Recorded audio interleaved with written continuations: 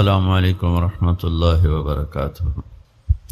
بسم اللہ الرحمن الرحیم، والصلاة والسلام علی سیدنا و مولانا محمد وعلی آلہ واصحابہ اجمعین، اما بعد۔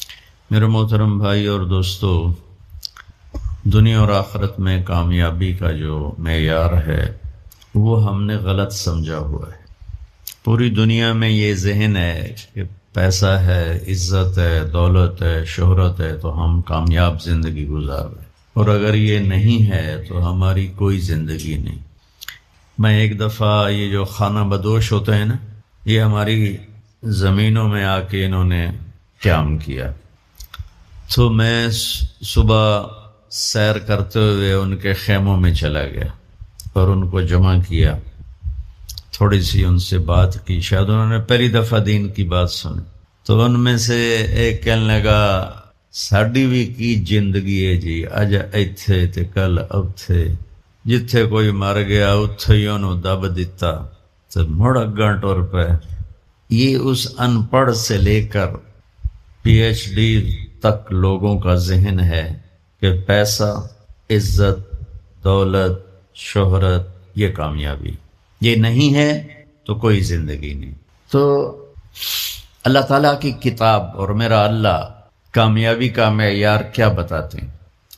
فمن زحزح عن النار وادخل الجنۃ فقد فاز وما الحیاۃ الدنیا الا متاع الغرور۔ جو جہنم سے بچ گیا اور جنت میں چلا گیا یہ کامیاب ہے۔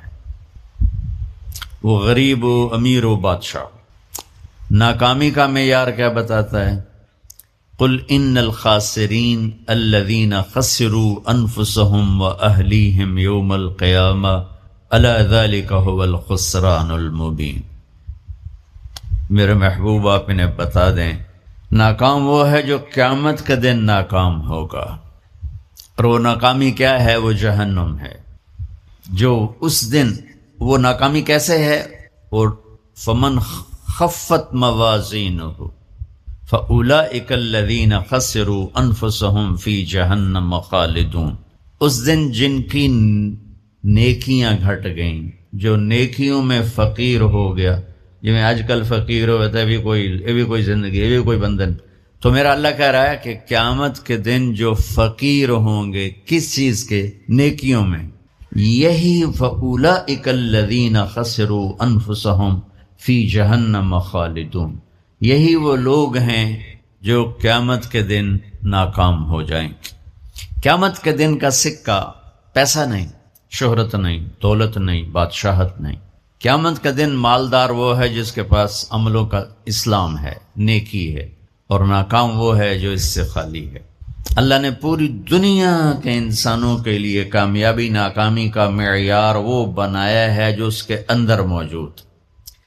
دنیا کی کامیابی تو پیسے سے سمجھی جاتی، بھائی کوئی سہیل ورگی کالونی بناوے تے ادھے بڑا بڑا پلازا بناوے، بھائی کیا زندگی ہے، بھائی کیا ترقی کی ہے، کیا ترقی کی ہے۔ یہ ادھوری ترقی ہے۔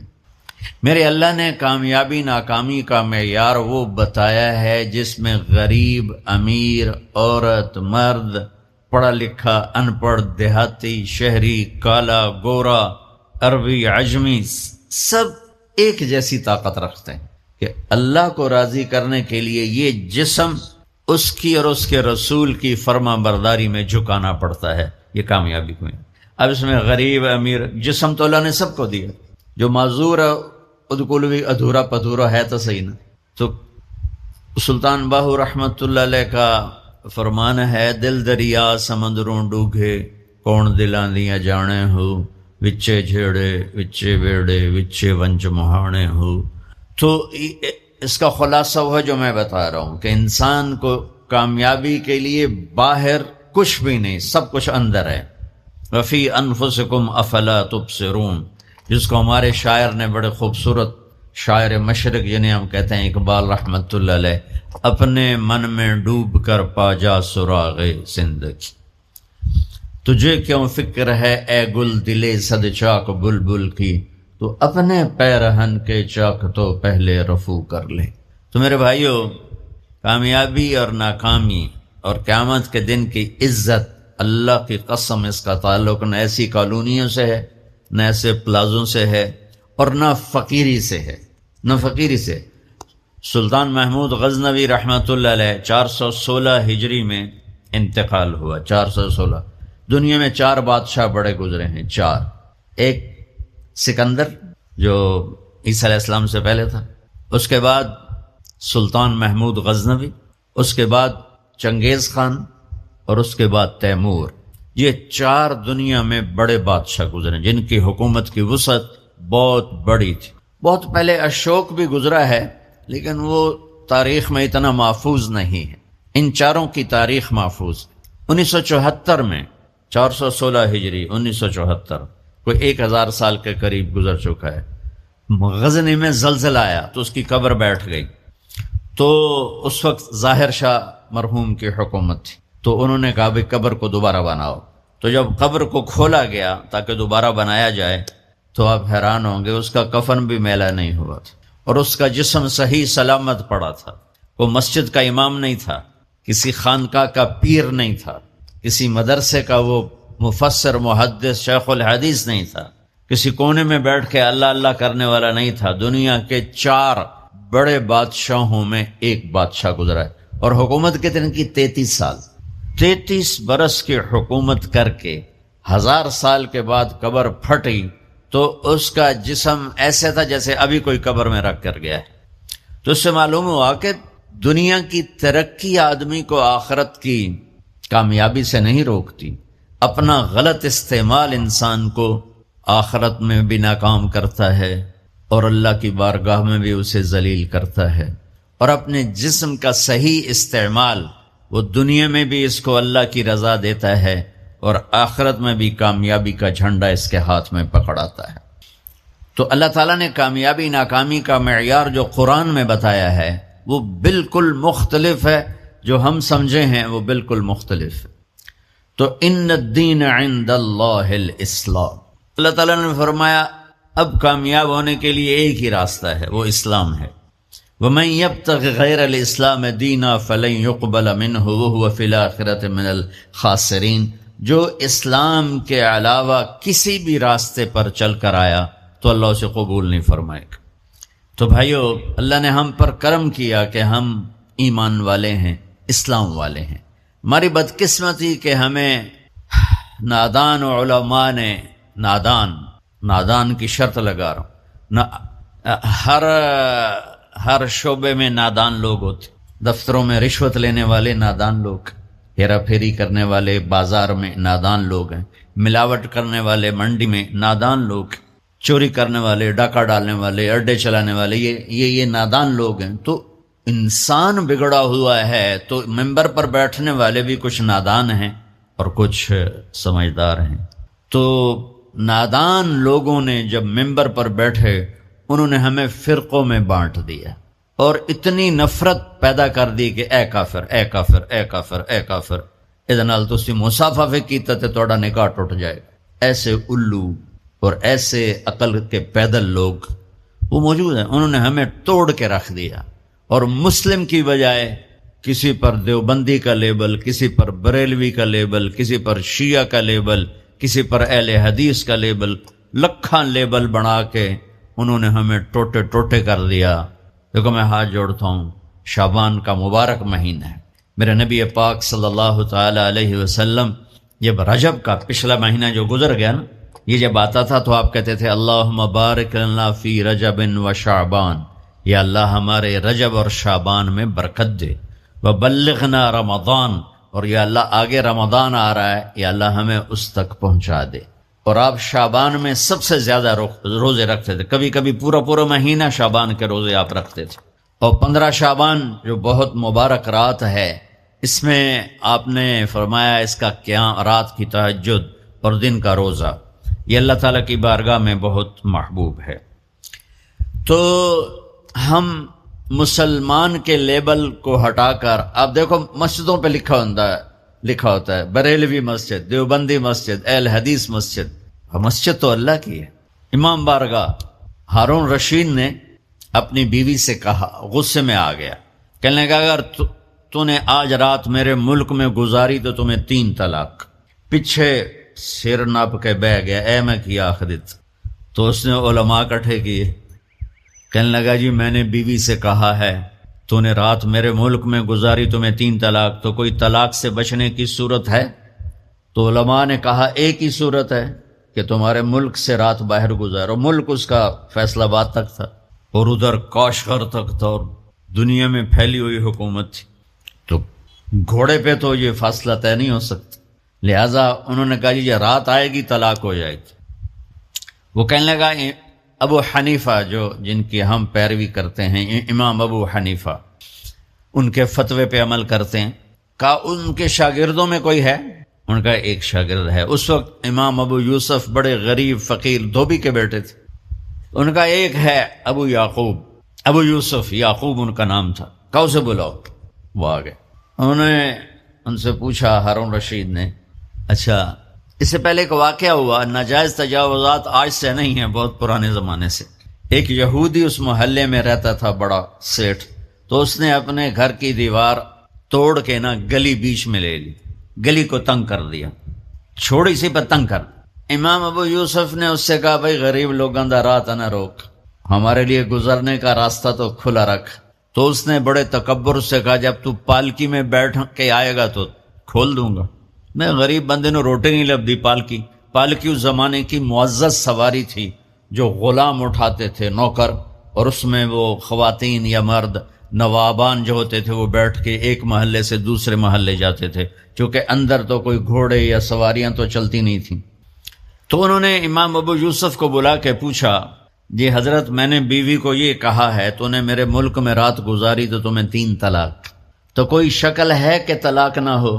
تو انہوں نے بغیر سوچے کہا رات مسجد میں گزارے طلاق نہیں ہوگی۔ تو علماء نے ان کو ایسے دیکھا، یعنی اکھیاں نال، بھئی ایک ہی میں۔ تو امام ابو یوسف نے جواب دیا، وَأَنَّ الْمَسَاجِدَ لِلَّهِ، اللہ تعالیٰ قرآن میں کہتا ہے مسجد اللہ کا گھر ہے، ہارون دا نہیں ہے، ہارون رشید دا نہیں ہے، مسجد اللہ دی ہے، لہٰذا مسجد میں رات گزارے طلاق نہیں ہوتی۔ تو ہارون رشید اتنا خوش ہوا، انہوں نے کہا 1 لاکھ درہم ان کو انعام دیا جائے اور ان کو chief justice of Abbasi kingdom بنایا جائے۔ اور جب وہ جانے لگے تو کہنے لگے ٹھہرو پالکی لے آؤ بھائی، پالکی۔ وہ پالکی کہ ان کو پالکی میں بٹھا کے گھر چھوڑا جائے۔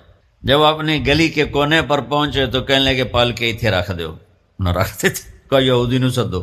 وہ یہودی 4 دن پہلے دی گل ہے، یہودی نے دیکھا شاہی غلام شاہی پالکی تو کمبل لگ گیا، کہنے لگا دیکھ بھائی میں پالکی میں آ گیا ہوں، اب تو ہمارا راستہ کھول دے۔ کہا حضور بالکل تم نے دیوار توڑ کے پیچھے کر دے۔ بھائی ہم مسلم ہیں، ہم مومن ہیں، ہاں اس امت میں عقائد کا بھی اختلاف ہے، اعمال کا بھی اختلاف ہے، لیکن اس کا مطلب یہ تو نہیں ہے کہ یہ بھی کافر وہ بھی کافر۔ ہر مکتب فکر یوں سمجھ رہا ہے کہ بس میں ہی مسلمان ہوں، باقی سارے کافر ہیں۔ دیکھ میں تمہیں ہاتھ جوڑتا ہوں، ایسے فتنہ پھیلانے والے مولویوں کے قریب بھی نہ جاؤ، وہ کسی بھی مکتب فکر سے ہو، ان کو دور ہو کے گزرو۔ اور ہر مکتب فکر میں اللہ کے نیک بندے اور صلح چاہنے والے، محبت چاہنے والے بے شمار ہیں، ان کی سن۔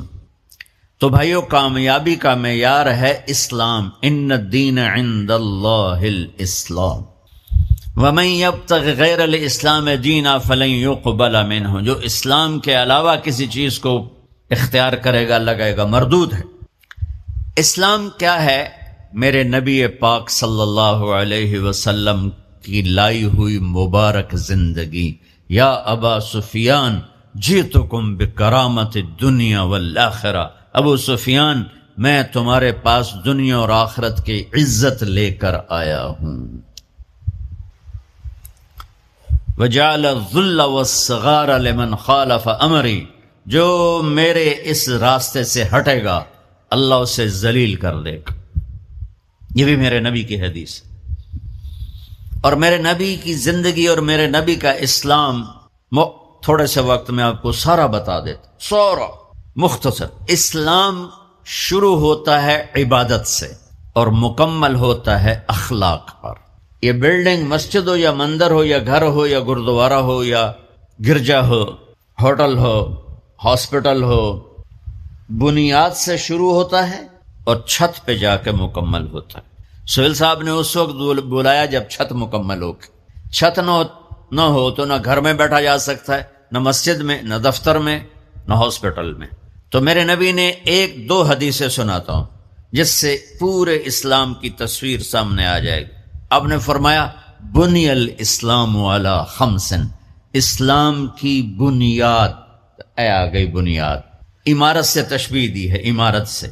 اسلام کی بنیاد ہے 5 چیزیں، لا الہ الا اللہ محمد الرسول اللہ کی گواہی، 5 وقت کی نماز، اور 1 مہینے کا روزہ جو ابھی انشاءاللہ رمضان آ رہا ہے، اور زکوٰۃ 4 مالداروں کے لیے، اور حج 5واں مالداروں کے لیے۔ حج اور زکوٰۃ میں اللہ تعالیٰ نے تھوڑا سا فرق کر دیا کہ جس کے پاس پیسہ فالتو 1 سال پڑا رہے تو زکوٰۃ دے 2.5%، اور جس کو اللہ نے دولت دی ہے، صحت بھی دی ہے، تو وہ جا کے میرے گھر کا حج کرے زندگی میں صرف 1 دفعہ۔ اسلام کی بنیاد میں 5 پتھر پلر بنائے گئے ہیں، کلمہ، نماز، روزہ، زکوٰۃ اور حج۔ یہ تو بنیاد ہو گئی۔ بنیاد کوئی ڈال دے تو وہ یہ نہیں کہتا جی یہ میرا گھر ہے، کہتا جی یہ گھر بن رہا ہے۔ بنیادیں پڑی ہوں، کوئی نہیں کہتا یہ مسجد ہے، کہ جی یہ مسجد بن رہی ہے۔ کوئی نہیں کہتا جی یہ میرا دفتر ہے، کہتا جی دفتر بن رہا ہے، یہ ہاسپٹل بن رہا ہے، یہ مندر بن رہا ہے، یہ گرجا بن رہا ہے، یہ گردوارہ بن رہا ہے۔ کوئی اس کو کوئی نام نہیں دیتا جب تک چھت نہ پڑ جائے۔ تو ہمارے پاس جو اس وقت اسلام ہے وہ بنیادی اسلام ہے، صرف نمازی، روزہ، زکوٰۃ، حج، وہ بے جان ہے چونکہ چھت کوئی نہیں ہے، لیکن یہ بھی آخرت کے ہمیشہ کے عذاب سے بچانے والا ہے۔ اب چھت پہ جا کے چیز مکمل ہوتی تو اسلام کی چھت کیا ہے جہاں جا کے اسلام مکمل ہو جائے؟ تو میرے نبی کی دوسری حدیث اس کے ساتھ جوڑ لو۔ آپ نے فرمایا انما بعثت لاتمم مکارم الاخلاق، میں دنیا میں اس لیے آیا ہوں کہ تمہارے اخلاق کی چھت بنا دوں، تمہارے اخلاق مکمل کر دوں۔ تو میں 2 لفظوں سے یہ بات کر رہا ہوں، ایک بنیا پہلی حدیث میں، ایک اتمم دوسری حدیث میں، کہ اسلام شروع ہوتا ہے عبادت سے اور مکمل ہوتا ہے اتمم۔ اتمم ہوتا ہے پوری طرح مکمل کرنا اور اچھی طرح مکمل کرنا۔ جیسے اس میں اب قالین بھی بچھ گیا ہے اور چھت بھی پڑ گئی ہے اور باقی چیزیں بھی آ گئی، اس کو کہتے ہیں اتمم۔ چھت پڑ جائے، لائٹیں نہ لگی ہوں، فرش نہ بنا ہو اور قالین نہ بچھو تو اتمم کا لفظ نہیں بولا جائے گا۔ تو میرے محبوب نے فرمایا کہ میں تمہارے اخلاق کو پوری طرح مکمل کرنے کے لیے آیا ہوں۔ اور ادھر فرمایا اسلام کی بنیاد 5 چیزیں ہیں۔ تو بھائیو، میرے نبی کا دین، میرے اللہ کا اتوارا ہوا اسلام مختصر 2 حدیثوں میں ہے، ایک کلمہ، نماز، روزہ، حج، زکوٰۃ، اور ایک اچھے اخلاق۔ ایک حدیث اور ساتھ سنا دوں تو اچھے اخلاق کیا ہوتے ہیں وہ سامنے آ جائے گا۔ میرے نبی سے پوچھا گیا یا رسول اللہ مل اسلام، عمر بن عبسہ نے پوچھا یا رسول اللہ اسلام کسے کہتے ہیں؟ تو آپ نے فرمایا اطعام الطعام و طیب الکلام۔ سبحان اللہ۔ آپ نے فرمایا اسلام ہے میٹھا بول بولنا اور کھانا کھلانا۔ یہ نہیں کہ ہر بولتے گال کرنی، ہر بولتے گال کرنی، کھوتے انہوں میں گالیں کٹی جاندے ریڈیاں والے۔ تو میرے نبی نے فرمایا اسلام کیا ہے؟ میٹھا بول بولنا اور کھانا کھلانا۔ پہلی حدیث میں اسلام کیا ہے تو آپ نے کہا نماز پڑھنا، کلمہ پڑھنا، روزہ رکھنا، زکوٰۃ دینا، حج، یہ ابتدا ہے۔ اب انتہائی اسلام اخلاق پر ہے۔ تو اب یہ جو سوال کرنے والا ہے نا، یہ آخری حج کے موقع پہ سوال کر رہا ہے۔ آخری حج میں ملاقات ہو رہی ہے، الیوم اکملت لکم، عرفات میں نازل ہو چکی ہے، دین مکمل ہو چکا ہے۔ تو اب میرے نبی مکمل دین کی شکل بتا رہے ہیں، وہ کیا ہے؟ اطعام الطعام و طیب الکلام، کھانا کھلانا، میٹھا بول۔ اللہ کو بخیل سے پیار نہیں ہے، سخی سے پیار ہے، چاہے وہ غافل ہو، اور بخیل سے اللہ دوستی لگاتا نہیں، چاہے رات کا تہجد گزار دن کا روزے دار ہو۔ چاہتا نہیں پیو گے، پہلے ہی نہیں کہہ دیتا ہے، چاہتا نہیں پیو گے، اگلا شرم میں چاہتا جی نہیں جی بس رہن دے، روٹی تو نہیں کھاؤ گے، روٹی تو نہیں کھاؤ گے، بخل کا دورہ۔ ہمارے بچپن میں جب یہ سڑکیں کچی ہوتی تھیں تو مسافر آ کے ڈیروں میں ٹھہرتے تھے، تو ہمارا کلچر تھا دیہاتی، اور یہ بھینسیں گائیں بہت زیادہ ہوتی تھی، تو رات کو آنے والے مسافروں کو یا مہمانوں کو دودھ پلایا جاتا تھا، روٹی کھلا دی مغرب کے فوراً بعد، اور عشاء کے بعد نوکر جاتا تھا اور سب کو دودھ پلاتا تھا۔ یہ ہمارا ایک کلچر تھا۔ تو گلاس ہوتے تھے اتنے بڑے بڑے، 3 گلاس ہوتا۔ ہمارے دادے کے زمانے کا ایک بزرگ آ گیا مہمان، ہمارے دادا اور اس کے والد آپس میں بہت تعلق، آگے بہت تعلق، وہ پرانی عمر کے، تو نوکر گیا دودھ پلانے، اب گلاس آ گئے ایڈے ایڈے، پہلے گلاس ہوتے تھے اتنے اتنے تانبے دے، چاچا لال ہوتا نہ ہوئے، اس نے دودھ ڈال کے دیا نا تو کہتا پتر میں نہیں پیندا۔ اسے کہا چاچا کیوں؟ کہ پتر یہ دو تو ود پیواں تو دو پیواں تو میرا گزارا نہیں ہوندا، تے دو تو ود پیواں تو بے غیرت بنا، تے گلاس ہے نہیں گلاسی ہے، جا بھجا میں نہیں پیندا۔ تو آج کل کی مہمان نوازی ہے، چائے تو نہیں پیئیں گے، پہلے ہی نہیں کیتی جان، گڈی بھی تیار ہے تے کھانا بھی تیار ہے، کی کرو گے؟ وہ جو میں گڈی تے ہی جانا۔ ہمارے بچپن میں رات 12 بجے مہمان آتا تھا تو ہماری دادیاں نانیاں کہتی بسم اللہ بسم اللہ، برکت آ گئی برکت آ گئی برکت آ گئی۔ آج دن کے 12 بجے میں مہمان آ جائے تو ہماری بیگمات کہتی ہیں بتائے بغیر آ جاتے ہیں، منہ اٹھا کے آ جاتے ہیں، بتائے بغیر آ جاتے ہیں، منہ اٹھا کے، حالانکہ جب کہ آج کل پکانا کتنا آسان ہے، کتنا آسان ہے۔ تو بخل کا زمانہ آ گیا ہے۔ تو میرے نبی نے فرمایا پوچھ اسلام کیا ہے؟ کہ کھانا کھلانا۔ چلو ایک آدمی غریب ہے، اس پر روٹی کوئی نہیں، میٹھا بول تو بول سکتا ہے، زبان تو اللہ نے سب کو دی ہے، تو اگر ہم نے کہا میٹھا بول کھانا کھلا، کھانا ہر آدمی یقینی بات ہے نہیں کھلا سکتا، کہ اتنے کم وسائل ہیں کہ خود ہی وہ چٹنی سے روٹی کھاتا ہے۔ پھر اس نے پوچھا مل ایمان، یا رسول اللہ ایمان کیا ہے؟ تو آپ نے فرمایا الصبر والسماحہ، لوگوں کی برداشت کرنا اور معاف کرنا۔ یہ بھی اخلاق، پانی دینا یار۔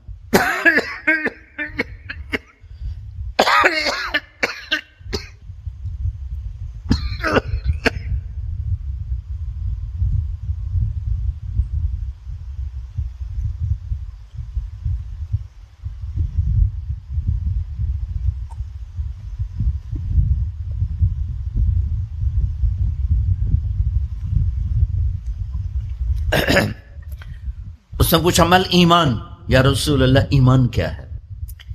تو اب دین مکمل ہو چکا نا، تو چھت بتائی جا رہی۔ اب نے کہا صبر و سماحہ، برداشت کرنا لوگوں کی، میں بدلہ لے کے چھڑوں گا نہیں، یہ ایمان کی اعلیٰ تصویر نہیں ہے۔ ہم نے کہا صبر کرنا، پھر صرف صبر نہیں کرنا، والسماحہ، اور معاف کرنا۔ سبحان اللہ، کیا خوبصورت ایمان بتایا، اور میرے نبی نے کر کے دکھایا۔ 21 برس جو قتل کے منصوبے بناتے رہے، 21 سال مکے والے، جب آپ نے مکہ فتح کیا تو آپ نے ایک بول میں کہا جاؤ میں نے سب کو معاف کیا۔ آپ تبوک کے سفر سے واپس آ رہے تھے، آپ سوئے ہوئے تھے، صحابہ بھی سوئے ہوئے تھے، تو ایک بدو کافر کہیں سے آیا، غورس اس کا نام تھا، اس نے آپ ہی کی تلوار اٹھا کے آپ کی پسلی میں ماری یہاں۔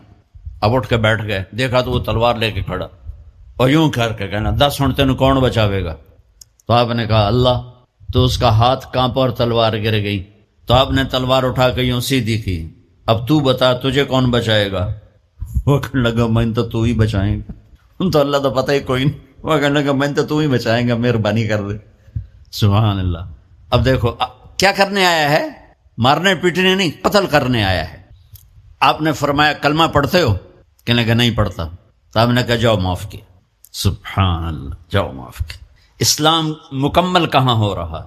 پھر اس نے پوچھا یا رسول اللہ ای الاسلام افضل، سب سے اعلیٰ درجے کا مسلمان کون ہے؟ دھیان نال سنیں گے، سب سے اعلیٰ درجے کا مسلمان، میرے نبی کا جواب، جو سارا دن مصلی پہ بیٹھا رہے، جو ہر سال حج عمرہ کرے، جو مسجد سے نہ نکلے، جو رات کو قرآن پڑھے دن میں روزے رکھے، نہیں، سنو غور سے سنو، من سلم المسلمون من لسانہ ویدہ، سب سے اعلیٰ درجے کا مسلمان فیصلہ بات کا وہ ہے جو اپنے مسلمانوں کو تکلیف نہ پہنچائے، جو ہاتھ اور زبان سے کسی کو تکلیف نہ پہنچائے، وہ سب سے اعلیٰ درجے کا مسلمان ہے۔ کیا بات! میرے نبی سے ایک صحابی نے پوچھا، یا رسول اللہ، ہمارے محلے میں ایک خاتون رہتی ہے، رات کو تہجد پڑھتی ہے، دن میں روزے رکھتی ہے، پر اس کی زبان بہت سخت ہے، بہت بےزتی کرتی۔ آپ نے کہا جہنم میں جائے گی۔ کہا جی ایک خاتون ہے جو نہ نفلی روزہ، لیکن اس کی زبان کا بول بڑا میٹھا ہے، کہا وہ جنت میں جائے گی۔ تو سب سے اعلیٰ درجے کا مسلمان کون ہے جو کسی کو تکلیف نہ پہنچائے؟ پھر اس نے پوچھا ای الایمان افضل، سب سے اعلیٰ درجے کا مومن کون ہے؟ تو آپ نے فرمایا حسن الاخلاق، جس کے اخلاق اچھے ہوں وہ سب سے اعلیٰ درجے کا ایمان والا ہے، کیونکہ تکلیف نہ پہنچانا اخلاق کی ایک صفت ہے، اور اخلاق کی بے شمار اقسام۔ میرے نبی نے فرمایا اچھے اخلاق 360 صفات کا نام ہے، ایک صفت بھی کسی مسلمان مرد عورت کے اندر ہوگی تو جنت میں چلا جائے گا۔ سامنے ابو بکر بیٹھے تھے، کہنے لگے یا رسول اللہ کو میرے اندر بھی ہے؟ تو آپ نے فرمایا تیرے اندر ساری ہے، ساری تیرے اندر ساری۔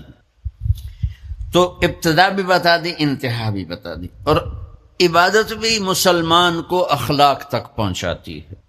اب سنو قرآن سے، اللہ تعالیٰ انسان کسے کہتا ہے؟ ایمان والوں کو۔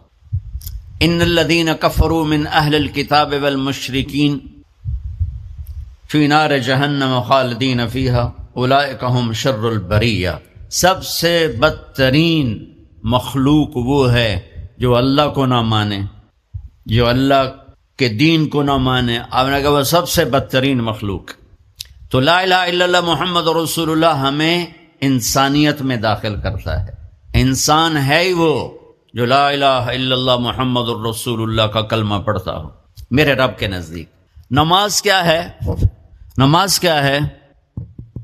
بول بھائی۔ ہاں، میرا اللہ کہتا ہے ان الصلاۃ تنہا، اب بھائی نہیں چل رہا،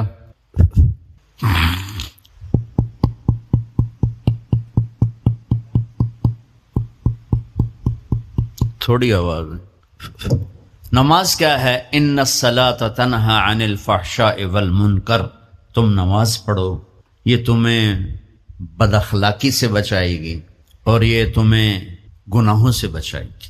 تو نماز بھی انسان کو اخلاق تک لے جا رہی، فحاشی سے بچائے گی، گناہوں سے بچائے گی، اخلاق کی طرف سفر۔ روزہ آ رہا ہے، روزہ کس لیے ہے؟ کتب علیکم الصیام کما کتب علی الذین من قبلکم لعلکم تتقون، تم پر روزہ فرض کیا ہے جیسے پہلوں پہ کیا تھا تاکہ تم تقوی والے بن جاؤ۔ تقوی والے کون ہیں؟ وسارعوا الی مغفرۃ من ربکم وجنۃ عرضها السماوات والارض اعدت للمتقین، کہ میرے بندو دوڑو جنت کی طرف جو تقوی والوں کے لیے۔ متقی کون ہوں دن تقوی والے یا اللہ کا؟ الذین ينفقون فی السراء والضراء، کا جو میرے نام پہ سخاوت کرتے ہیں، چاہے تنگ دست ہوں چاہے پیسے والے ہوں، چاہے تھوڑا مال ہوئے چاہے زیادہ مال ہوئے، وہ میرے نام پہ خرچ کر دیں۔ الکاظمین الغیظ، جو غصے کو پی جاتے ہیں، والعافین عن الناس، اور جو لوگوں کو معاف کر دیتے ہیں۔ اللہ تعالیٰ کہہ رہا ہے یہ تقوی والے ہیں۔ تو روزہ بھی اخلاق پہ لے جا رہا ہے۔ فمن فرض فیہن الحج فلا رفث ولا فسوق ولا جدال، میرے رب نے کہا حج کا ارادہ کر لیا ہے تو زبان کا گندا لہجہ اور زبان کے گندے بول سے بچو، لڑائی سے بچو، گناہوں سے بچو۔ تو حج بھی میٹھے بول پہ لا رہا ہے، لڑائی سے بچنے پہ لا رہا ہے، نافرمانی سے بچنے پہ لا رہا ہے۔ خذ من اموالہم صدقۃ تطہرہم وتزکیہم بہا وصلی علیہم، میرا رب فرما رہا ہے میرے محبوب ان سے زکوٰۃ لیں اور ان کو پاک کریں اور ان کا تزکیہ کریں، ان کو ایک اچھا انسان بنائیں۔ زکوٰۃ ہو اخلاق بنتے ہیں، روزہ ہو اخلاق بنتے ہیں، حج ہو اخلاق بنتے ہیں، نماز ہو اخلاق بنتے ہیں، کلمہ ہو انسان بنتا ہے۔ یہ اتنا زور کیوں دیا ہے اخلاق پر؟ کہ میرے بھائیو اچھا معاشرہ جو وجود میں آتا ہے وہ ایک دوسرے کو معاف کرنے سے وجود میں آتا ہے. مسجد نماز کے لیے ہے، اور نماز ایک انفرادی عمل ہے جو کر کے میں گھر چلا جاتا ہوں، دفتر چلا جاتا ہوں، پڑھوں نہ پڑھوں، نہ پڑھنے کا گناہ مجھ پر، پڑھنے کی نیکی مجھ پر. لیکن اگر میرے اخلاق برے ہیں، روزہ میری چیز ہے، رکھوں اجر، نہیں رکھوں پکڑ، زکوٰۃ دے دوں اجر نہ دوں پکڑ، حج کر لوں اجر نہ کروں پکڑ، صرف میری ذات سے کہ گرد ہے، نماز بھی، روزہ بھی، حج بھی، زکوٰۃ بھی. لیکن برے اخلاق جتنا معاشرے میں میرا اثر ہے وہاں سب تباہی پھیلا دیں گے، اور اچھے اخلاق جتنا معاشرے میں میرا اثر ہے وہاں خوبصورتی کو پھیلا دیں. عبادت چھپ جاتی ہے. میں نے فجر پڑھی ہے کہ نہیں پڑھی آپ کو پتہ ہے؟ بولو، آپ نے پڑھی ہے یا نہیں پڑھی؟ مجھے کوئی پتہ ہے نہیں ہے. لیکن یہاں بیٹھ کے اللہ نہ کرے میں فرقہ واریت کی بات کروں، آپ سب کو پتہ چلے گا کہ نہیں چلے گا کہ مولوی اگلا رہا ہے؟ اور یہاں بیٹھ کے میں محبت کی بات کروں تو آپ کو پتہ چلے گا کہ نہیں چلے گا کہ یہ محمد مصطفیٰ صلی اللہ علیہ وسلم والے اخلاق بتا رہا ہے. تو اخلاق چھپتے نہیں، برے ہوں یا اچھے ہوں ظاہر ہوتے ہیں. اور سب سے زیادہ اس آدمی کا خاندان، جس آدمی کو بدتمیزی کی عادت ہے وہ بیوی کے دل کو برباد کر دے گا، ماں باپ کے دل کو برباد کر دے گا، اولاد کو برباد کر دے گا، دوستوں کو، نوکروں کو برباد کر دے گا. اس کے نوکر سامنے کہیں گے میاں صاحب، شیخ صاحب، سیٹھ صاحب، خان صاحب، اتھے جا کے گالی کڈھن. اور جس کے اخلاق اچھے ہوتے ہیں وہ اپنے گھر کو خوبصورت بنا دیتا ہے، رشتوں کو خوبصورت بنا دیتا ہے، ملازموں کو خوبصورت بنا دیتا ہے، اپنے کاروبار کو، اپنی زندگی کو، ہر پہلو اس کا خوبصورت ہو جاتا ہے. اچھے اخلاق لباس کی طرح ہیں جو میرا ہر عیب چھپا لیتے ہیں، اور برے اخلاق ننگے آدمی کی طرح ہے جس کا ہر عیب سامنے آ جاتا ہے. تو بھائیو، رمضان المبارک قریب ہے، 15 شعبان بھی قریب ہے، تو کل کا روزہ رکھو اور رات کو اللہ سے مانگو تو دعائیں قبول ہیں. اور اس رات میں بھی اللہ تعالیٰ فرماتا ہے، میرے نبی نے فرمایا کہ میں سب کی بخشش کرتا ہوں جو اٹھے ہوتے ہیں، رو رہے ہوتے ہیں، 5 آدمیوں کے سوا. 5 انگلیاں. پہلا سنو، مشرک. دوسرا، شاحن، دل میں بغض کینہ رکھنے والا. تیسرا، المسبل، متکبر تکبر کرنے والا. چوتھا، عاق لوالدیہ، والدین کو برباد کرنے والا. ایک ہوتا ہے کبھی کبھی اونچا بول ہو جائے گستاخی کا، اس کو نافرمان نہیں کہتے. عاق ہوتا ہے پھاڑ دینا، ایسا پھاڑنا کہ جڑ نہ سکے، جو والدین کے جگر چیر دے اور ان کے کلیجے جلا دے، اس کی اس رات بخشش نہیں ہوتی. وَمُدْمِنُ خَمْرٍ، اور روز شراب پینے والا، عادی نشے والا، ایک اس کی بخشش نہیں ہوتی. بخشش نہ ہونے کا کیا مطلب ہے؟ کہ یہ شرک سے توبہ نہیں کرتا، معافی نہیں ہے. یہ کینہ اپنے دل سے نہیں نکالتا، معافی نہیں ہے. یہ تکبر نہیں چھوڑتا، معافی نہیں ہے. یہ والدین کی نافرمانی نہیں چھوڑتا، معافی نہیں ہے. یہ شراب نہیں چھوڑتا، معافی نہیں ہے. اگر یہ چھوڑ دے سب معاف. ادھر یہ توبہ کرتا ہے، ادھر اللہ سارے گناہوں کو دھو کے پاک کر دیتا. اور اللہ کی رحمت اتنی طاقتور ہے کہ میرا رب فرماتا ہے، یہ تو میں نے 5 غلطیاں بتائی ہیں، لیکن میرا رب فرماتا ہے میرا بندہ، میں تجھے عمر بھی دیتا ہوں، طاقت بھی دیتا ہوں، تو اتنے گناہ کر کے زمین فیصل آباد کی سے اٹھا کر آسمان کی چھت کو لگا دے. سوری دنیا گناہ گار ہو جائے نا تو آسمان کیا چاند تک بھی گناہ نہیں جا سکتے. اور میرا اللہ کہہ رہا ہے ایک مرد عورت اتنے گناہ کرے کہ آسمان کی چھت کو لگا دے، پھر صرف ایک دفعہ مجھے کہے یا اللہ معاف کر، تو میں سارے ہی معاف کر دوں. تو بھائیو، یہ رات بھی معافی مانگنے کی ہے. اور اگر رمضان کا مہینہ تو پورا معافی کا مہینہ ہے کہ دوزخ کے دروازے بند ہو جاتے ہیں، جنت کے دروازے کھول دیے جاتے ہیں، شیطان قید. آپ دیکھتے نہیں نمازی کیوں بڑھ جاتے ہیں رمضان شریف میں؟ کہ وہ نامراد قید ہو جاتے. تو کسی کو زنجیروں میں باندھو، وہ چل تو نہیں سکتا، چھوڑ دو زنجیریں تو چل پڑے گا. تو اللہ تعالی ہم سب کی حفاظت فرمائے. کوئی دعویٰ نہ کرے، لیکن جو تھوڑا سا غفلت میں ہوتا ہے تو ایمان کمزور ہوتا ہے، انہوں تو شیطان بن کے جاواں نہیں دیں. جمعے جاواں گے، جمعے کئی جمعہ بھی نہیں پڑھتے، عید تے جاواں گے، کوئی عید بھی نہیں پڑھتے.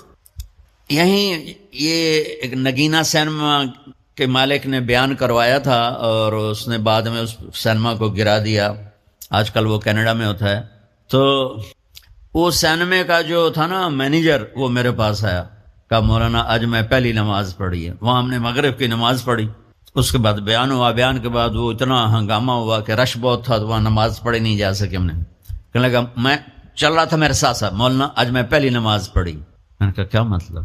کہا جی یہی کہ آج زندگی دی پہلی نماز پڑھی، ہوگا راؤنڈ اباؤٹ 40-45 سال کا۔ میں کہا پہلی نماز؟ ہاں جی پہلی نماز۔ جمعہ پڑھے؟ نہیں کدی نہیں۔ عید؟ نہیں کدی نہیں۔ آج پہلی نماز تھوڑے پیچھے پڑھی ہے۔ شیطان جب قید ہوتا ہے تو زنجیریں کھل جاتی ہیں تو نمازی بڑھنا شروع ہو جاتا ہے۔ اس کے بعد جو گھٹتے ہیں نا تو شیطان کی وجہ سے نہیں، اپنی عادت اور سستی کی وجہ سے۔ پہلے 2-3 دن بڑا جوش ہوتا ہے، پھر اس کے بعد گھٹتے ادھے کو پھر نکل جاندے ہیں، ادھے رہ جاندے ہیں۔ تو تراویح میں بھی پہلے پوری مسجد بھرے گی، پھر ایک صف جائے گی، پھر دوسری جائے گی، پھر تیسری جائے گی۔ تو بھائیو یہ رمضان آ رہا ہے، دیکھو میں ہاتھ جوڑتا ہوں، نماز 5 وقت سارا سال فرض ہے، لیکن روزے کی برکت سے کیا ہوتا ہے، شیطان قید ہو جاتا ہے تو وہ سارے بھاگے بھاگے آ رہے ہوتے ہیں۔ اللہ سے مانگ لو اس رمضان میں کہ یا اللہ ایسی توفیق دے کہ موت تک نماز نہ چھوٹ۔ رمضان میں بہت سے لوگ رشوت لینا چھوڑ دیتے ہیں کہ نہیں جی ہن رمضان شریف آ گیا، رمضان شریف بھی تو آیا ہے لیکن اصل میں شیطان قید ہوا ہے تو اب کہہ رہے نہیں ہن رشوت نہیں لینی، مہینے بعد لواں گے۔ ڈنڈی مارنے والا کہتا ہے نہیں صحیح تولنا ہے، پھر رمضان تو بعد کٹھی کسر کر لواں گے۔ وہ کیا وجہ ہے پیچھے؟ ایک تو رمضان کی برکات ہیں، اور ایک شیطان کا قید ہونا ہے، اور ایک جنت کے دروازوں کا کھل جانا، دوزخ کے دروازوں کا بند ہونا، اللہ کے عرش کا پہلے آسمان پہ مستقل ڈیرا ڈال دینا، اور پھر اعلان کرنا ہے کوئی بخشش آنے والا ہے، کوئی معافی مانگنے والا ہے، کوئی توبہ کرنے والا ہے، کوئی جنت مانگنے والا ہے، کوئی دنیا مانگنے والا، آؤ مانگو۔ اور ایک فرشتہ اعلان کرتا ہے اے بھلائی کے چاہنے والے شاباش آگے بڑھ، اور دوسرا فرشتہ اعلان کرتا ہے اے برائی کے کرنے والے بس کر اور واپس آج، بس کر اور واپس آج۔ رمضان کا مطلب ہے جل جانا، رمضان کے لفظ کا مطلب ہے جل جانا۔ جلنے کا مطلب کیوں ہے اس میں کہ رمضان میں اللہ سارے گناہوں سے اپنے بندوں کو پاک کر دیتا ہے اور ان کے گناہوں کو جلا دیتا ہے، جس سے وہ پاک ہو کر جیسے سونا آگ میں جل کے خالص ہو کے باہر آتا ہے، روزہ رکھنے والا بھوک کی آگ میں جل کے خالص ہو کے باہر آ جاتا ہے، اللہ اس کے سارے گناہ معاف فرماتا ہے۔ تو میرے عزیز و رمضان شریف آ رہا ہے، اپنے دل کو کینہ سے صاف کرو، بغض سے صاف کرو، نفرت سے صاف کرو، کسی سے لڑے ہوئے ہو اللہ کے واسطے صلح کر لو، یہ لڑنے کی جگہ نہیں ہے، محبت کر کے جاؤ تو اللہ بڑے اونچے عالی درجات نصیب فرمائے گا۔ اور اللہ تعالیٰ موقع دے تو رمضان میں ایک 3 دن تبلیغ میں اللہ کے راستے میں ضرور لگا لینا۔ تو سارے بھائی نیت کرتے ہو؟ سنتیں پڑھ، باقی ساری نسبتیں مٹا دے، نفرتیں مٹا دے، فرقہ واریت مٹا دے، میں یہ ہوں میں وہ ہوں، اس کو سلام نہیں کرنا، ان کے پیچھے نماز نہیں پڑھنی، یہ کافر ہے، یہ مرتد ہے، یہ وہ ہے، یہ وہ ہے، یہ جو ممبر سے آگ برس رہی ہے اور خطیبوں کی زبان سے شعلے نکل رہے ہیں، یہ ان کو اللہ قیامت کے دن پوچھے گا کہ جب ان الذین فرقوا دینہم لست منہم فی شیء انما امرہم الی اللہ، کتنی بڑی دھمکی اللہ دے رہا ہے۔ یہ جو فرقہ واریت پھیلا رہے ہیں آپ کا ان سے کوئی واسطہ نہیں، آپ کا ان سے کوئی رشتہ نہیں، میں نانو آپ پہ قیامت اللہ دیں رولر پھیرنا ہے، پھر میں ہم امت ہیں، ہم امتی ہیں۔ اب کوئی کسی طرح فکر رکھتا ہے، کوئی کسی خیال کا ہے، کوئی کسی خیال کا ہے، سب کے لیے باہیں پھیلا دو، اپنی باہوں کو لمبے راستوں کی طرح کر دو، ہر راستہ دنیا کے راستوں کی طرح اپنی باہیں پھیلا دو، اور ہر آنے والوں کو سینے سے لگا لو۔ جنت دوزخ کے فیصلے اللہ نے کرنے ہیں، میں نے نہیں کرنے، کفر اسلام کے فیصلے اللہ نے کرنے ہیں، میں نے نہیں کرنے۔ اس لیے اپنے دل کو کھلا کرو، امتی بن کے چلو، دیوبندی بن کے نہ چلو، بریلوی بن کے نہ چلو، اپنے آپ اہل حدیث بن کے نہ چلو، مسلم بن کے چلو، مسلم بن کے چلو، مسلم بن کے چلو، مومن بن کے چلو، موحد بن کے چلو، مصدق بن کے چلو، مؤمنین، مسلمین، مسلمون، مؤمنون، موحدون، مصدقون بما جاءت به الرسل، مومن، مسلم، موحد، مصدق بما جاءت به الرسل، امتی بن کے چلو۔ جو ہم ٹوٹے ہوئے ہیں فرقوں میں، اس حال میں کبھی نہ ہمیں جنت کی ہوا لگے گی نہ دنیا کے مزے دیکھ سکو گے، یہاں بھی ذلت ہوگی، آگے بھی لتر پڑیں گے۔ تو سارے وہاں پہنچیں گے تو دوسرے چشمے سے وضو کریں گے تو چہرے تر و تازہ۔ اب بھائی جنت چلیے، دیر ہو گئی، کھلوتے کھلوتے رہ گئے، تو کہیں گے یاوی کی میں کو کنڈا لگا ہوا ہے، تو کہیں گے چلیے یار باب آدم کول چلیے، وہی بری آیا دنیا۔ تو سارے اہل ایمان، یہ امت بھی سب، یا ابانا استفتح لنا الباب، یا ابانا استفتح لنا الباب، بابا جی، ابا جان، آپ سارے نبیوں کے باپ، دروازہ تو کھلوا دیں۔ وہ کہے گا پتر میں تو تنوں کٹھایا ہی اندر جاما واسطے، کہیں ہور نہ لگا کرو، میں تو نہیں یہ کام کر سکتا۔ پھر وہ آئیں گے نوح علیہ السلام کے پاس، ہمیں اندر جانے کے لیے کوئی دروازہ کھلوا دیں۔ آدم علیہ السلام سے چلتے چلتے عیسیٰ علیہ السلام تک پہنچیں گے، دروازہ کہیں گے نہیں ہمارے بس میں نہیں، ہمارے بس میں نہیں، یہاں تک کہ پہنچیں گے عیسیٰ علیہ السلام کے پاس۔ سارے نبیوں سے گھوم کر آئیں گے عیسیٰ علیہ السلام کے پاس، یہ دروازہ تو کھلوا دے۔ عیسیٰ علیہ السلام ایک نئی بات بتائیں گے، وہ پرانی بات دہرائیں گے، بھائی یہ میرا کام نہیں ہے، ہاں میں تمہیں پتہ بتاتا ہوں کہ آج دروازہ کون کھلا سکتا ہے۔ کہا جی یہ تو دسو، جی تو ہف گئے ہیں ٹوٹ کے، 1.25 لاکھ نبیاں کل جانا کوئی سوکھا کم۔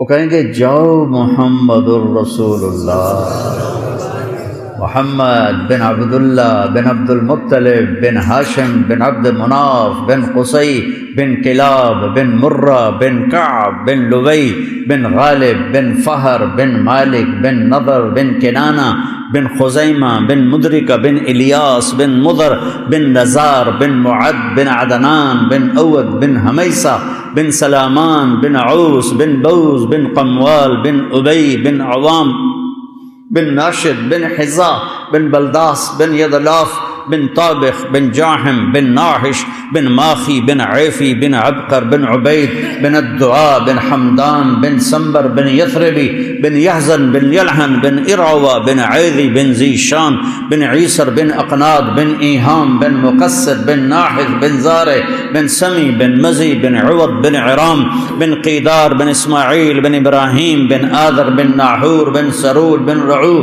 بن فائج بن عابر بن ارفقشاد بن سام بن نوح بن لامک بن متوشال بن ادریس بن یرد بن ملحل ایل بن قینان بن آنوش بن شیس بن آدم علیہ الصلاۃ والسلام۔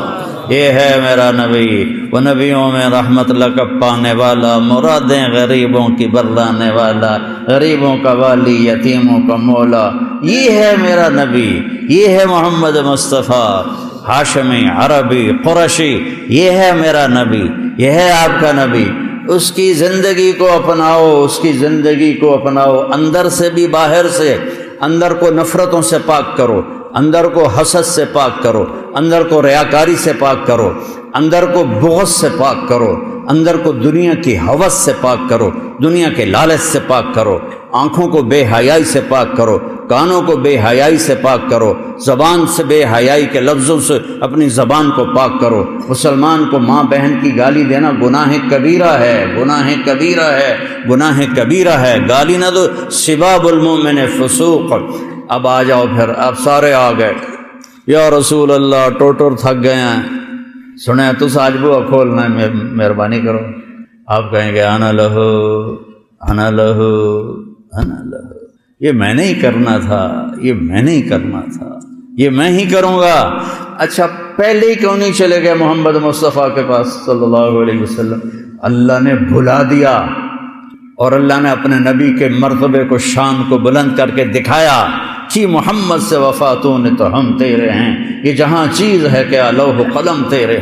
ایک دفعہ مجھے کسی نے کہا کہ آپ کا ذوق ہے شعر و شاعری، تو اقبال کا سب سے اعلیٰ شعر کون سا ہے؟ میں نے کہا اپنے ذوق کی بات ہے، میرے نزدیک تو اقبال کا سب سے اعلیٰ شعر ہے کہ محمد سے وفاتوں نے تو ہم تیرے ہیں، یہ جہاں چیز ہے کیا لوح و قلم تیرے۔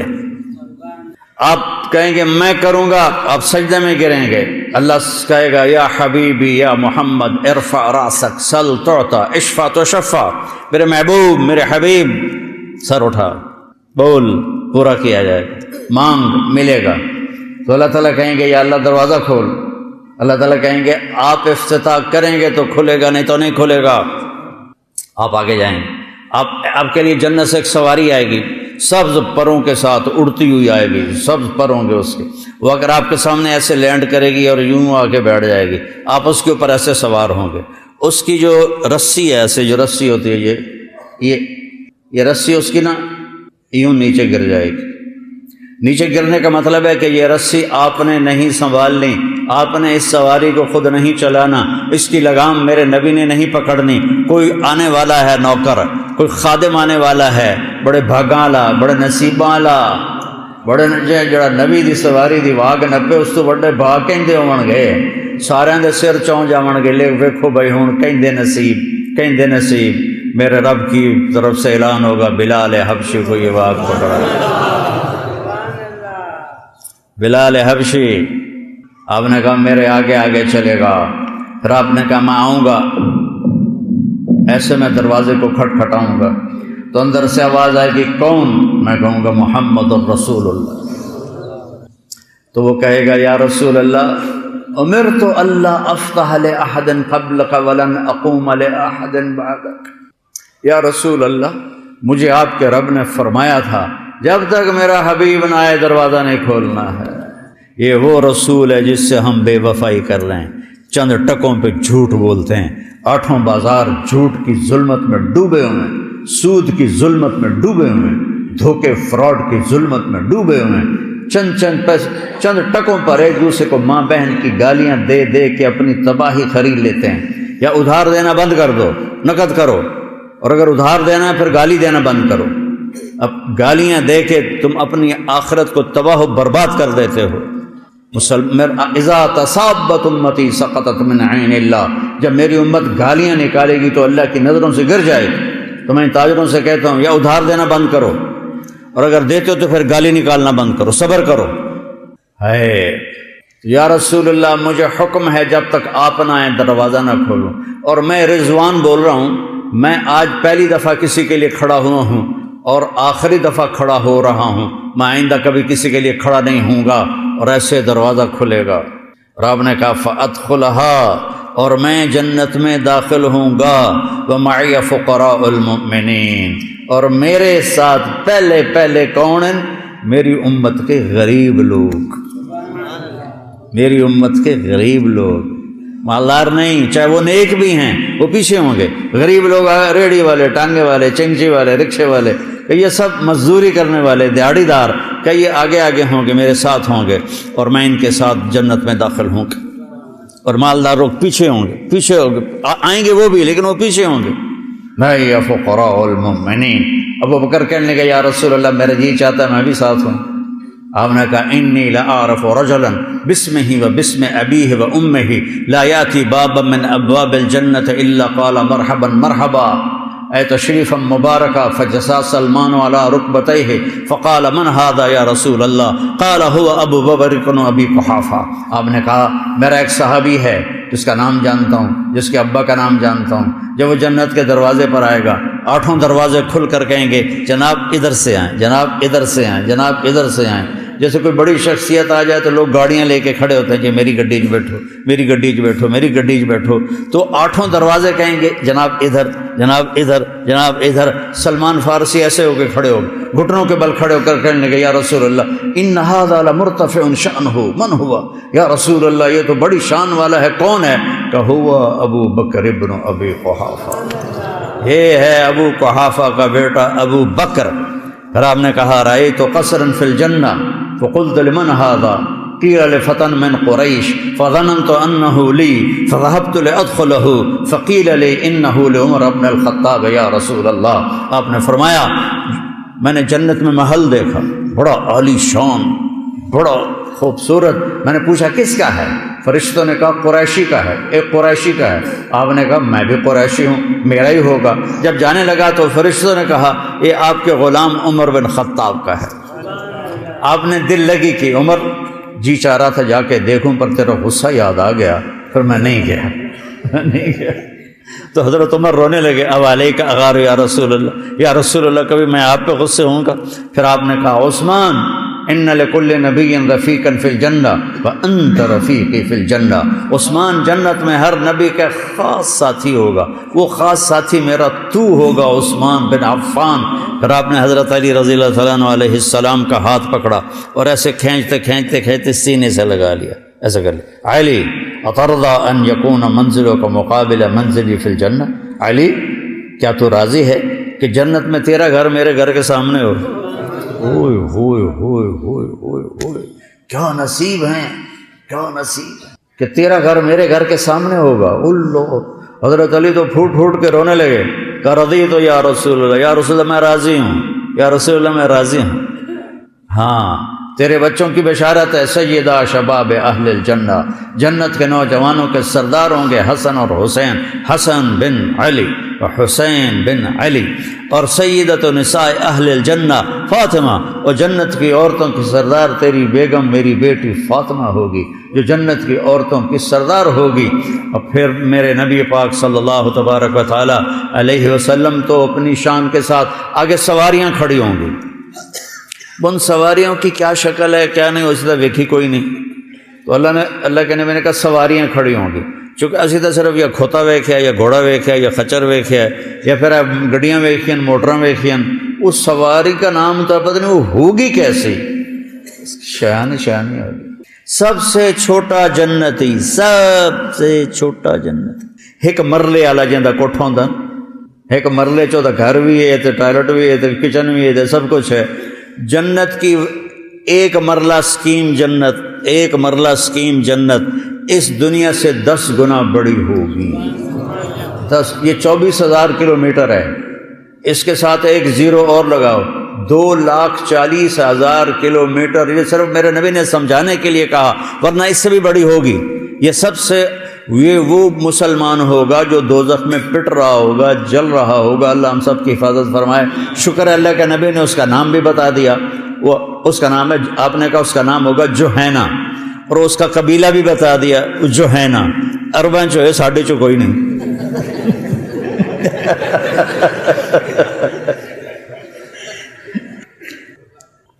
وہ ماریں کھا کھا کے جب آئے گا اور اس کے لیے جنت کا دروازہ کھلے گا تو ایک خوبصورت جوان اس کے سامنے کھڑا ہوگا، اس کے سامنے ایسے جیسے ہم بڑوں کے سامنے جھکتے ہیں نا، گھوڑے ہماری تہذیب ہے، ہم گھوڑے پہ کرتے ہیں، ہمارے ملتان کے ذرا کہتے ہیں جی قدمات ہاتھ ہے جی، تو وہ ایسے ہوگا، وہ کہے گا ارے کیا ہوا؟ کہ تم فرشتے نہیں ہو؟ کہ نہیں میں تو آپ کا نوکر ہوں، اور میرے جیسے 80,000 نوکر آپ کے ہیں، 80,000 نوکر، ادنا درجے کا جنتی ہے، سب سے چھوٹا جنتی ہے، 80,000 خادم۔ اور جب وہ چلے گا تو کارپیٹنگ ہوگی، کارپیٹ بچھے گا، کتنا لمبا ہوگا وہ کارپیٹ؟ 40 سال اس پر چلتا جائے گا تب جا کے وہ ختم ہوگا۔ یہ ساری دنیا میں نے پھری ہے، 100 کے قریب ملک میں نے دیکھے ہیں، ایدے جاؤ تو ایدے جاؤ، 1-2 مہینے کم پورا ہو جاتا ہے، ایک جہاز سے چڑھو، دوے تے لو، دوے تے چڑھو، تریے تے لو، تو چل دنیا مک گئی۔ وہ 40 سال کی کارپیٹنگ ہوگی۔ سب سے چھوٹا جنتی یاد رکھنا، سب سے چھوٹا جنتی یاد رکھنا، اور اس کے دونوں طرف وہ نوکر کھڑے ہوں گے، وہ کہیں گے اما آن لسیدنا ان نزورہ، اجی سردار صاحب آپ کہاں رہ گئے؟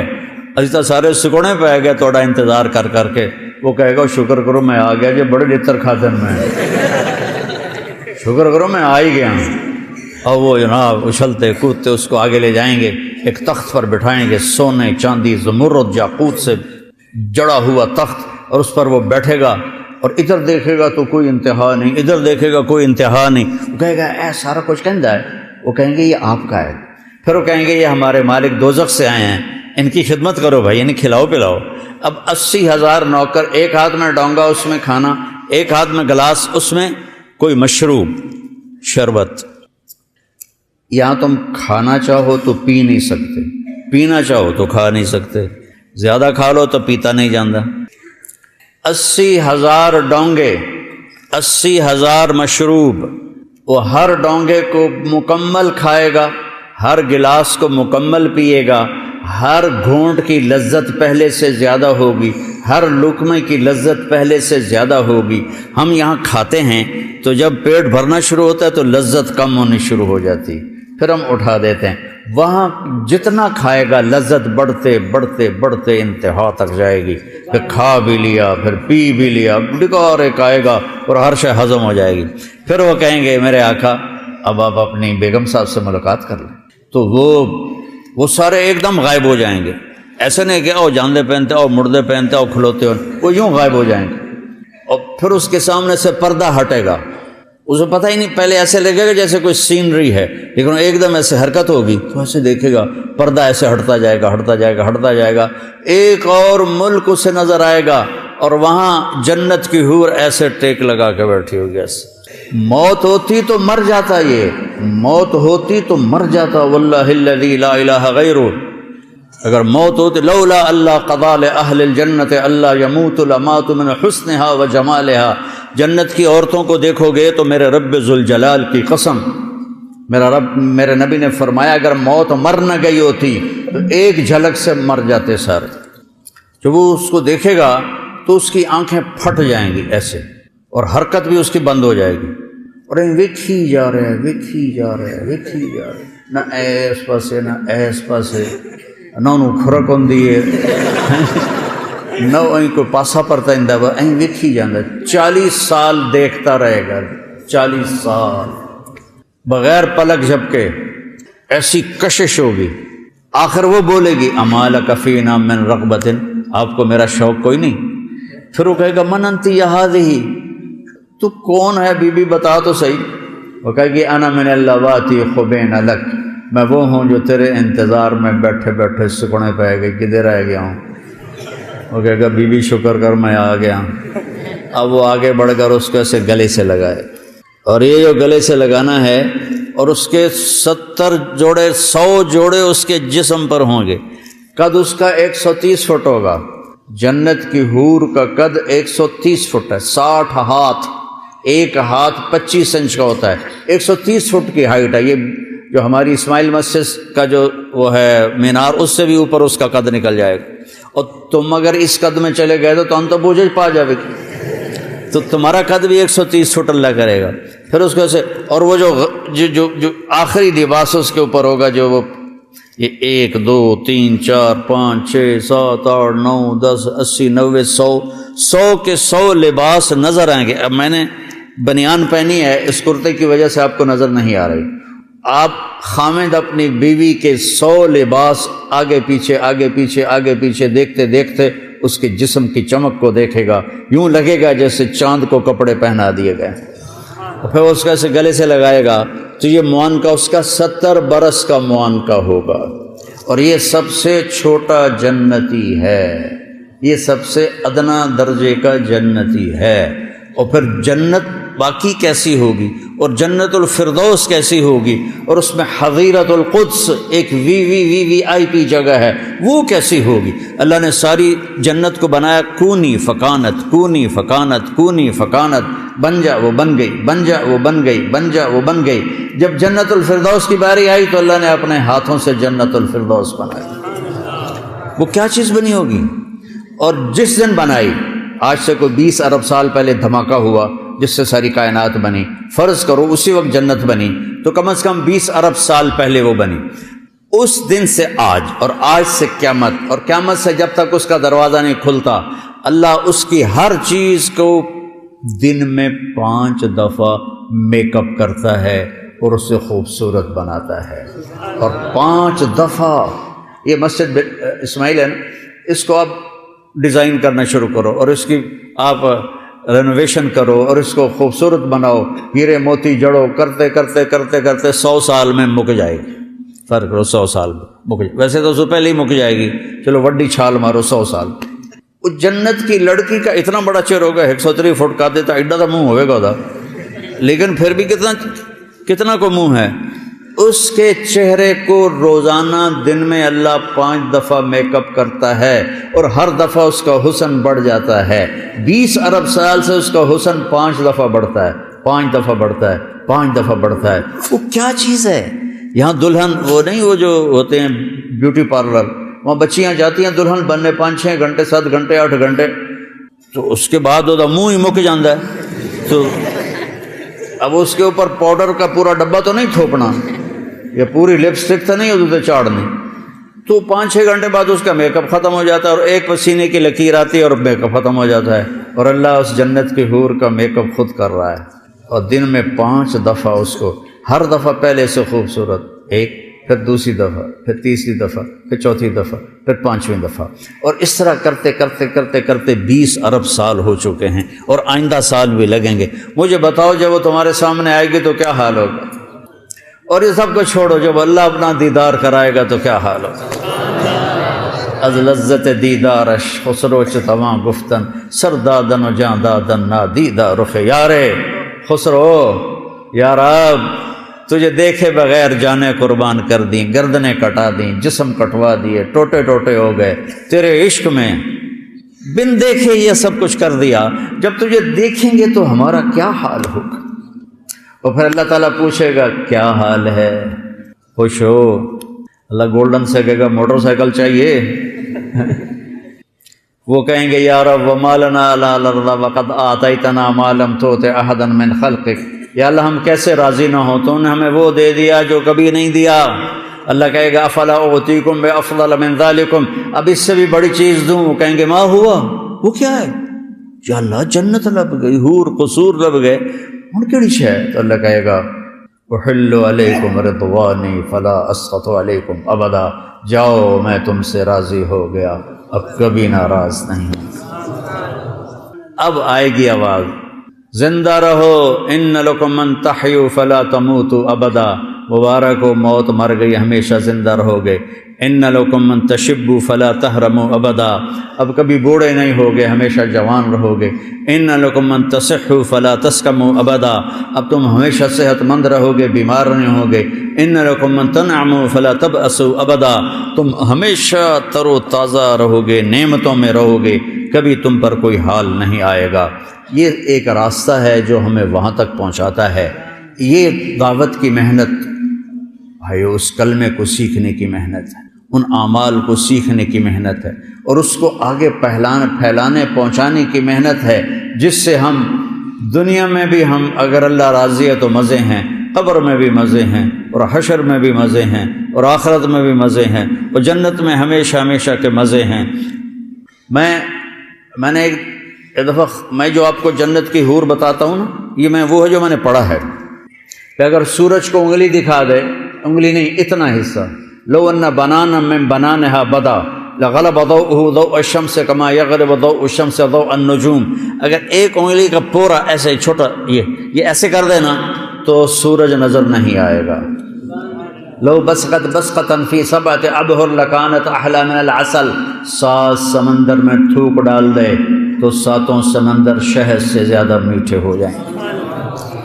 دنیا کی حسینہ عالم شہد میں تھوک ڈال کے تمہیں پیش کرے، کیا کرو گے؟ ادھر منہ تے مارو گے، پٹھان ہوئے گا تو لتر بھی مارے گا۔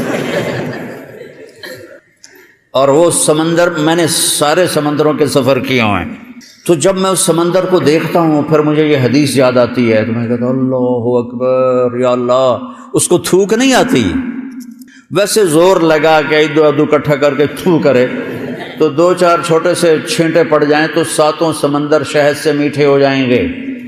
ایسے کلائی کو ظاہر کر دے تو کائنات روشن ہو جائے گی، چہرے سے نقاب ہٹا دے تو کلیجے پھٹ جائیں گے، ایک قدم اٹھائے تو ایک قدم میں 1,00,000 نظریں اور 1,00,000 نخرے اور ناز و انداز دکھاتی ہے۔ وہ کیا چیز ہے؟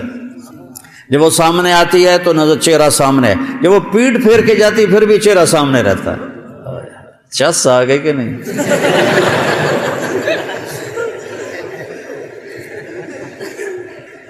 یہ دعوت کی مبارک محنت وہاں تک پہنچنے کی محنت ہے، خود بھی اللہ ہمیں لے جائے اور اوروں کو بھی ہم لے جانے کا ذریعہ بنے۔ تو آج بہت بڑا مجمع آیا ہوا ہے، سب مجھے 95% نوجوان نظر آ رہے ہیں۔ ہم زندگی کی ابتدا کہاں سے کریں کہ جو آج تک ہم سے خطائیں ہوئیں ہم توبہ کریں اور نئی زندگی کی نیت کریں، اور اس کو سیکھنے کے لیے ہیں 4 مہینے کے لیے نکلیں، 40 دن کے لیے نکلیں، اور ہر مہینے 3 دن کے لیے نکلیں، اپنی مسجدوں کے گشتوں میں شریک ہوں۔ تو پہلے میرے ساتھ مل کر توبہ کی نیت کرو، کرتے ہو تو کہو یا اللہ میری توبہ، پھر کہو یا اللہ میری توبہ، پھر کہو یا اللہ میری توبہ۔ اگر آپ نے دل سے کہا ہے تو اللہ کی قسم اللہ نے سب معاف کر دیا، سب معاف کر دیا۔ میں نواب شاہ میں تھا، ایک وڈیرا آیا اور بہت عجیب اس کی زندگی تھی۔ اس نے بیان سنا، میں آخر میں توبہ کراتا ہوں، اس نے بڑی بڑی مونچھیں، اس نے زور زور سے اللہ میری توبہ، اور ساتھ روئے اللہ میری توبہ اور روئے۔ ساری زندگی اس کی غفلتوں میں گزری، چند آنسو اس نے ندامت کے بہائے اور اسی رات اس کا انتقال ہو گیا۔ توبہ کے ساتھ چلا گیا۔ ان التوبۃ تہدم ما کان قبلها، جب آدمی سچے دل سے توبہ کرتا ہے پھر یقین رکھے کہ اب اس کے گناہ معاف ہو گئے۔ تو بھائیو توبہ کر لی نا سب نے؟ تو اب بھائی اب آپ 4 مہینے کے جن کے نہیں لگے وہ ارادے کرو بھائی، اپنے ہاتھ کھڑے کر کے بتاؤ۔ تھوڑی ہوگی، روزے کی بھوک بھی ستائے گی اور رات کے جاگنے کی وجہ سے نیند بھی ستائے گی، لیکن اس میں ایک لفظ سینکڑوں لفظوں پہ بھاری ہوگا، غیر رمضان۔ تو میں کراچی گیا اور مفتی تقی صاحب دامت برکاتہم سے سب سے پہلے جا کے مشورہ کیا کہ حضرت میں چاہتا ہوں کہ رمضان میں چھٹی نہ ہو، پڑھائی ہو۔ اس وقت رمضان سردیوں میں تھا، تو وہ بڑے خوش ہوئے، کہنے لگے یہ تو بہت اچھی بات۔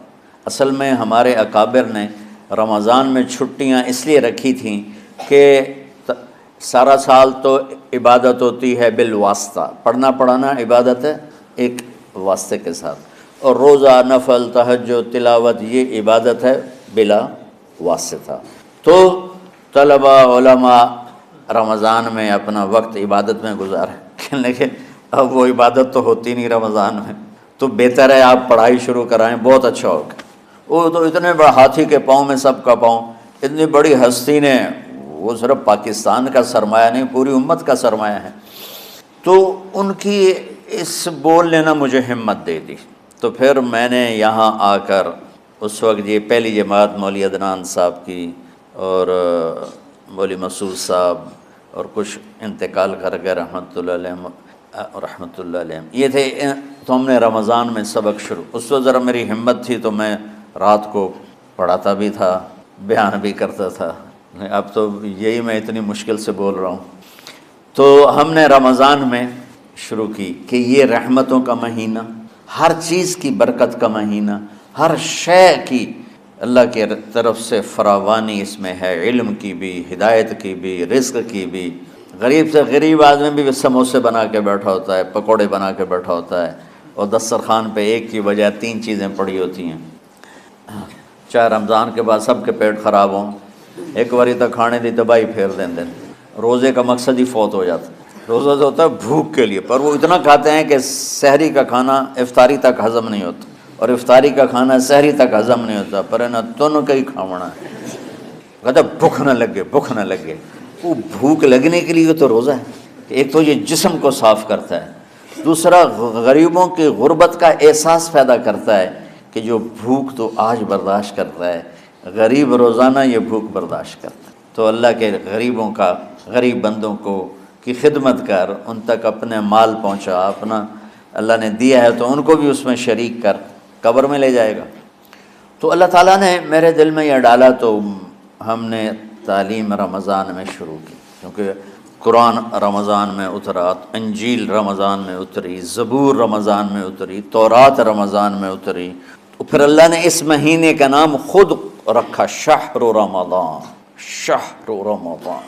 اس میں شب قدر رکھی، اس میں رات کی ایک نماز۔ اچھا، پہلی امتوں پہ روزہ فرض تھا افطاری سے افطاری، افطاری سے افطاری، بہت شدید تھا، 24 گھنٹے کا روزہ۔ بس افطاری کے بعد آنکھ لگ جاتی تو روزہ اگلا شروع ہو جاتا تھا۔ تو ہم پر بھی پہلے ایسے ہی روزہ اترا، افطاری سے افطاری۔ تو ابن سرمہ رضی اللہ تعالیٰ عنہ اونٹ چرانے والے تھے، وہ شام کو لوٹے تو بیوی سے پوچھا کوئی افطاری کا سامان ہے؟ انہوں نے کہا ہے تو نہیں، میں کہیں سے لے آتی ہوں۔ وہ گئیں افطاری کا کوئی سامان لینے، ان کو تھوڑی دیر ہو گئی اور ان کی آنکھ لگ گئی، تھکے ہوئے تھے، سورج ڈوب گیا۔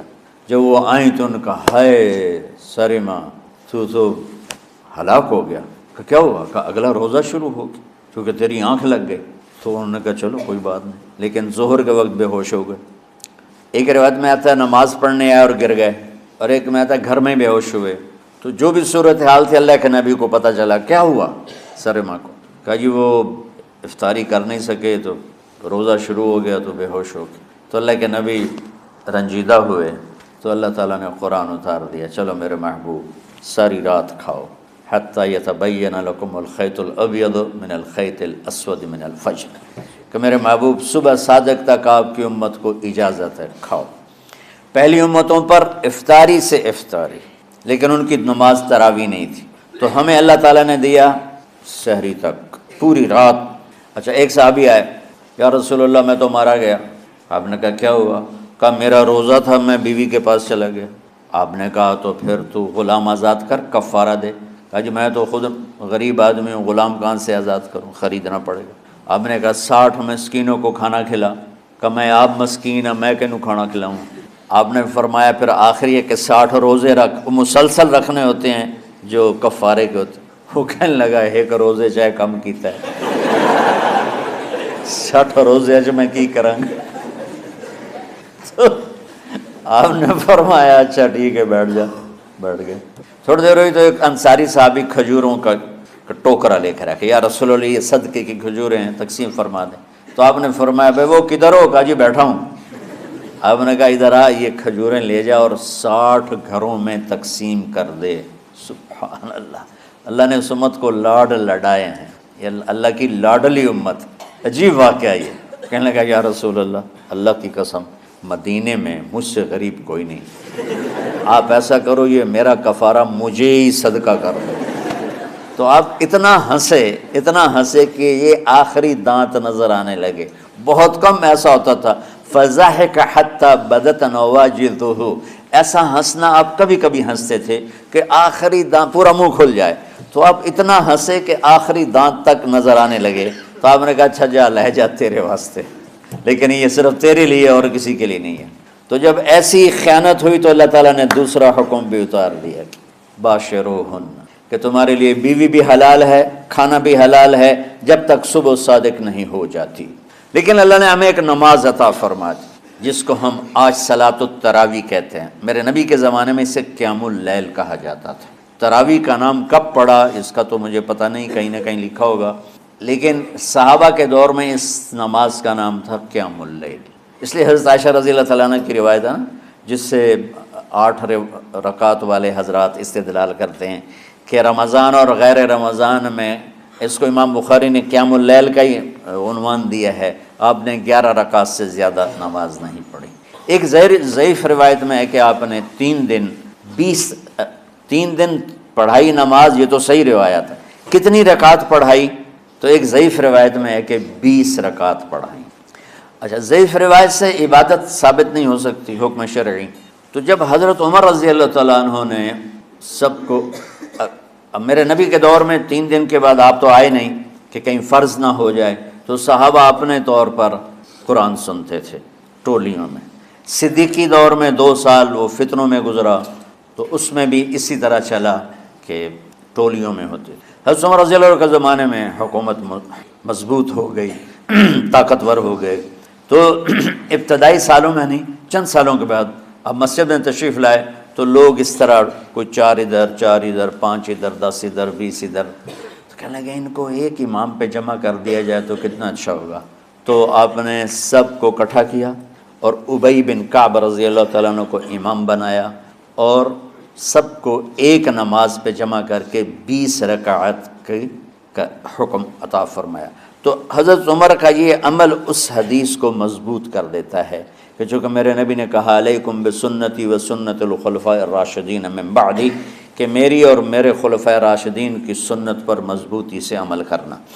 تو حضرت عمر کا جو 20 رکعت طے کرنا ہے، اگر ان کا اپنا اجتہاد ہے تو بھی ہمارے لیے عمل کے لیے کافی ہے، اور اگر ان کو یہ یاد ہے کہ میرے نبی نے 20 پڑھی تھیں تو اور زیادہ اچھی بات ہے۔ لیکن بہرحال جو 8 پڑھتا ہے ہمارا اس پہ بھی کوئی اعتراض نہیں، چونکہ وہ بھی حدیث کے ساتھ بات کرتا ہے، اور باقی پوری امت 20 پڑھتی ہے، ان پر بھی اعتراض نہیں۔ میں ایک جگہ سے گزر رہا تھا، نماز کا وقت ہو گیا، اہل حدیث کی مسجد تھی، میں وہاں نماز پڑھنے چلا گیا، تو ایک بہت بڑا اشتہار لکھا ہوا تھا 20 تراویح ثابت کرنے والے کو 5 لاکھ روپے انعام۔ کہ کس قدر بے وقوفی ہے اور کس قدر احمقانہ یہ امت کی باتیں ہیں کہ 20 تراویح، سینکڑوں سال سے امت کا عمل 20 تراویح آ رہا ہے۔ تراویح کا نام جو پڑھا مجھے یوں لگتا ہے کہ اہل مکہ، یعنی اہل مکہ جو تھے نا، وہ 4 تراویح پڑھ کے ایک طواف کرتے تھے، تو وہ آرام کے لیے ہوتا، ترویحہ آرام، تھوڑی دیر کا آرام، تو 4 تراویح کے بعد ایک طواف کرتے تھے، وہ چھوٹا سا طواف 10 منٹ میں ختم ہو جاتا تھا، اور پھر 4 تراویح پڑھتے تھے، پھر طواف کرتے تھے، پھر 4 پڑھتے تھے، پھر طواف کرتے تھے۔ یہ صحابہ کے تھوڑے بعد کے دور کی بات۔ تو مدینے والوں کو پتہ چلا کہ مکے والے تو یہ کرتے ہیں، وہ کہنے لگے اساں کی کریے، انہوں نے کہا اسی 40 تراویح پڑھیں گے، 40 رکعت، وہ 40 رکعت پڑھتے تھے۔ تو نوافل میں کوئی سختی نہیں کہ بھائی 8 سے زیادہ نہیں پڑھنی، بدعت ہو جائے گی، اور 20 پڑھنا بدعت ہے، یہ سب جہالت کی بات۔ اور یہ 8 پڑھ رہے ہیں یہ غلط ہے، یہ بھی حماقت کی بات۔ جو صحیح حدیث سے دلیل پکڑ کے کوئی عمل کرتا ہو تو بھائیو اس سے بحث نہ کیا کرو، مناظرہ نہ کیا کرو، یہ بہت نادانی والی بات۔ اور امت کا خلق لاکھوں کروڑوں انسانوں کا ایک عمل پہ جمع ہونا، یہ بذات خود اس کی طاقت کی ایک دلیل۔ اور حرمین جب سے میرے رب نے حضرت عمر نے 20 رکعت شروع کی، آج تک وہاں بھی ساری مساجد میں 8 رکعت تراویح ہوتی ہے، لیکن حرمین کی مسجد میں 20 رکعت، ادھر بھی ادھر بھی۔ اور یہ جو وہ وہاں ختم قرآن پہ دعا نہیں مانگی جاتی، یہ کس کا عمل ہے؟ حضرت عثمان کا۔